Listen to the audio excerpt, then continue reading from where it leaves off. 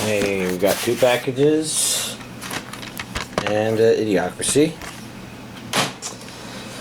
I like money or something.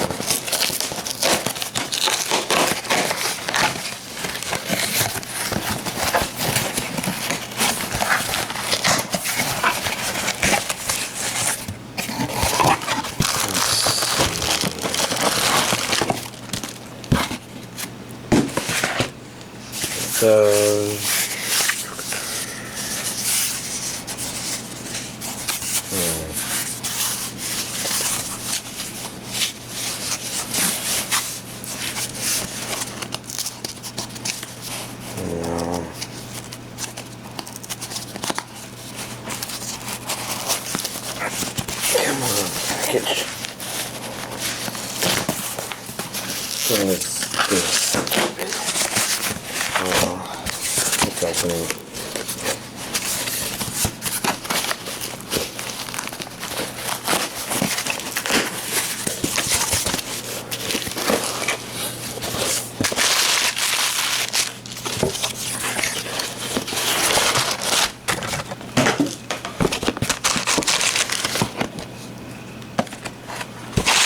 Nothing else in this box. Let's see. Where's the receipt? It's supposed to be an earth-shattering receipt. Nobunaga the Fool. Chinibyo Hearttop. Tamayura. Sketchbook full colors. Yeah, make sure those others are on the back. So let's see. This one is Pilot's Love. The Pilot's Love Song. An NIS release of some sort?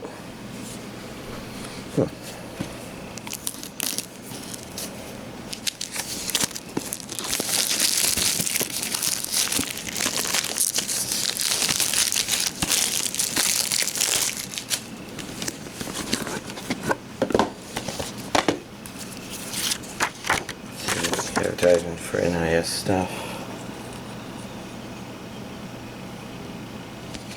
If I'm not mistaken, I already have all of it, which is good.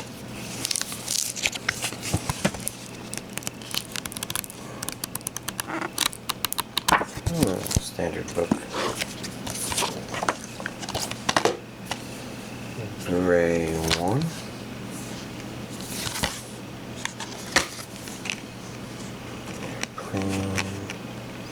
Disc.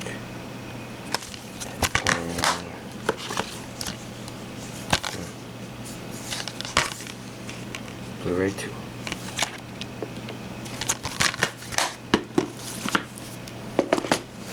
Next up, we've got Persona 4 the animation, which I think is different from Persona 4 Golden. I don't know. Whatever. Or maybe this is, no, this is the same Persona 4 that was released before, but this one I think has Japanese with subtitles on the Blu-ray, in case I ever want that. I think.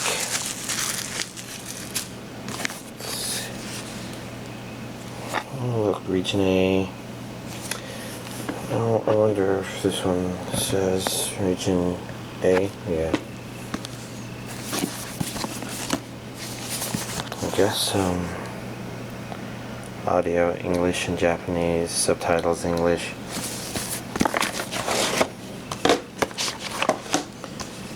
We've got, I don't know, let's see, it says episode 1 there. Oh yeah, this is a Blu-ray version.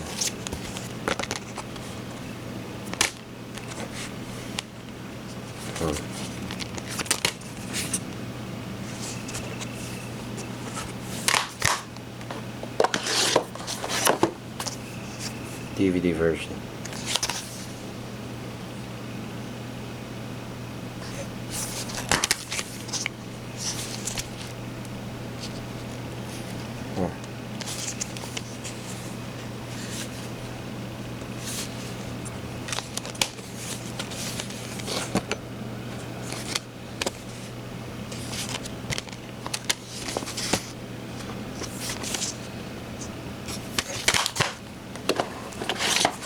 box this, which has some stuff in it for sure.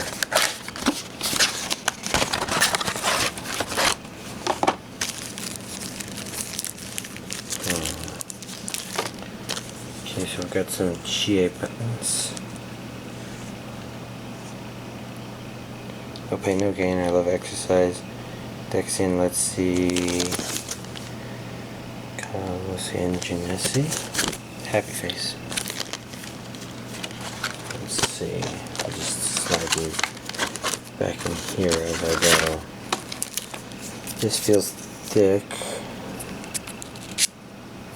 It might be hard to tell because the camera's not focusing, but I think there's a number of things in there. Some stickers.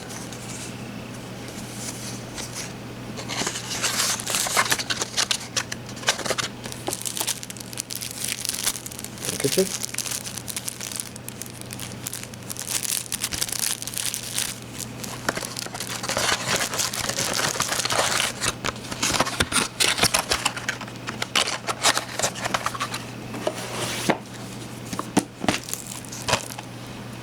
Nobunaga the Fool.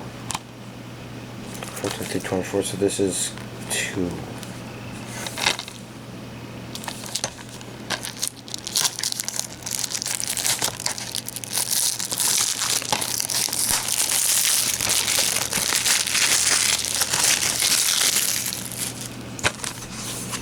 And then I think this would be the Blu-ray version. Region A, English dub.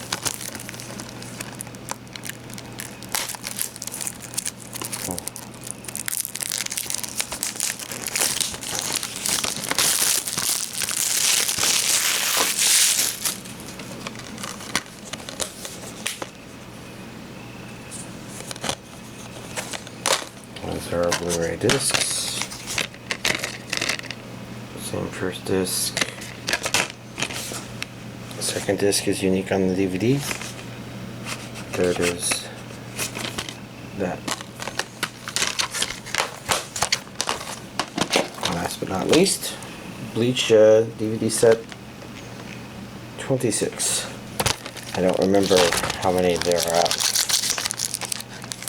Well, I mean, now I know that there's 26, but I couldn't remember if this was in the 30s or the 20s.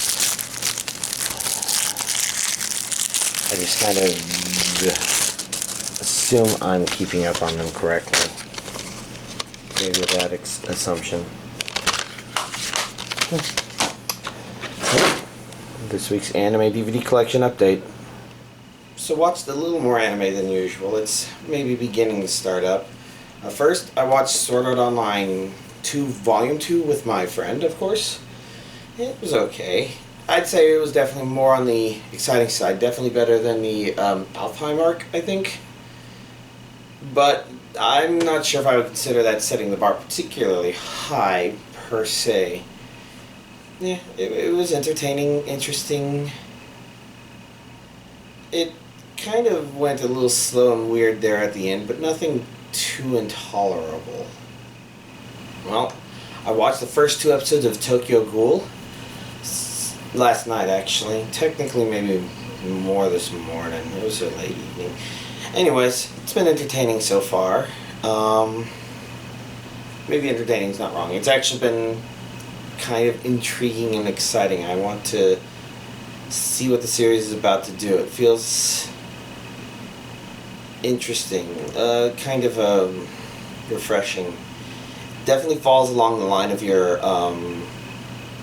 violent, shocky sort of shows, so like Elfen Lied or something like that. Less naked ladies, though. I mean, that one was looking for strange excuses, I guess. Whereas this one is definitely taking an interesting approach. I don't think I really want to say it, because if you decide you want to watch it and you haven't seen it yet, I want you to experience some of the same surprises I've experienced, which have been fun. Let's see, I wouldn't exactly call it a very action-y anime, but it is kind of sitting on the verge of that sort of stuff. Again, like maybe Elfen Lied of the past. I'm trying to think of what's happened between now and then, because there's been a lot of stuff that are just, they've got this gruesome edge to them that are intriguing, and they aren't Attack on Titan, because that one is kind of along those lines, but that one feels very different, because that one's sort of a survival-ish series, kind of almost. Whereas this one,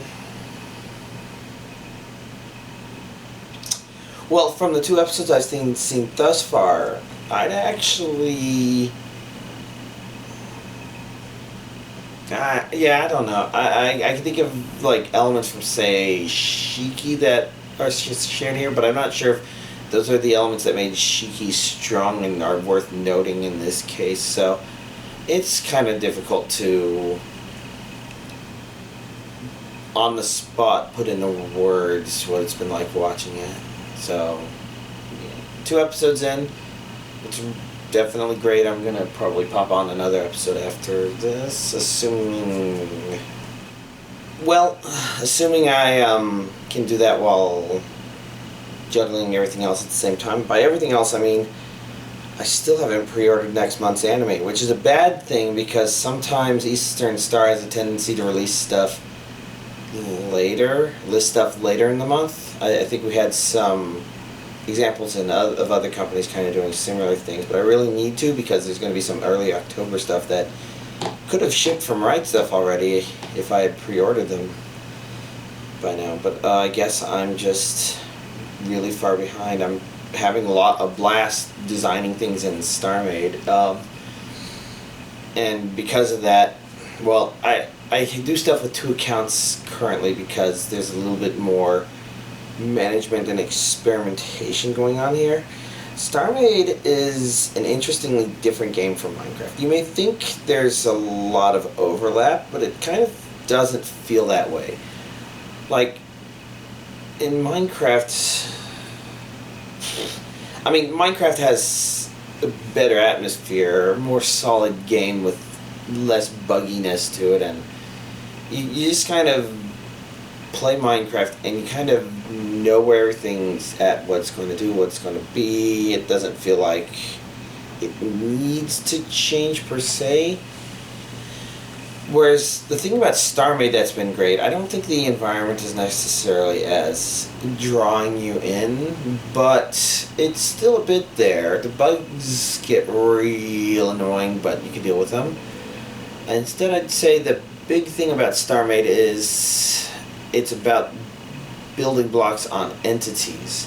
Where Minecraft, you got one big world and you're just adding blocks to it, and you do neat things with that. StarMade, you kind of do that with individual entities, which it isn't so different when you're building one giant space station, other than the fact that you're building things out instead of digging things out, which would only be what you do in Minecraft if you're digging underground. But if you're building a city on the top, that's kind of comparable to that one aspect. But then you have ships, and then you have ships that are permanently a part of the bigger structure to give it life of some sort.